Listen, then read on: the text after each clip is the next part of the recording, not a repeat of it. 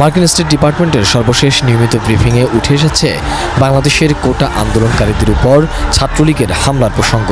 সোমবার এই ব্রিফিংয়ে উপস্থিত এক সাংবাদিক জানতে চান, বিগত কয়েকদিন ধরেই সরকারি চাকরিতে কোটার বদলে মেধাকে মূল্যায়নের দাবিতে আন্দোলন চালিয়ে আসছে বাংলাদেশের সাধারণ শিক্ষার্থীরা। ক্ষমতাসীন দল আওয়ামী লীগের ছাত্র সংগঠন বাংলাদেশ ছাত্রলীগের নেতাকর্মীরা শিক্ষার্থীদের উপর হামলায় ঝাঁপিয়ে পড়েছে। এতে সব মিলিয়ে অন্তত 500 জন আহত হয়েছে বলে ইতিমধ্যে জানা গিয়েছে।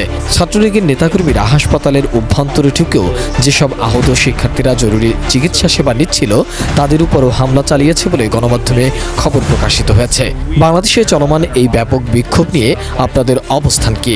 Aware of and are monitoring reports of widespread student protests in Dhaka and around Bangladesh that have জবাবে মার্কিন মুখপাত্র মিলার বলেন, বাংলাদেশের ঢাকা সহ বিভিন্ন জায়গায় ব্যাপকভাবে ছড়িয়ে পড়া শিক্ষার্থীদের বিক্ষোভের বিষয়ে যুক্তরাষ্ট্র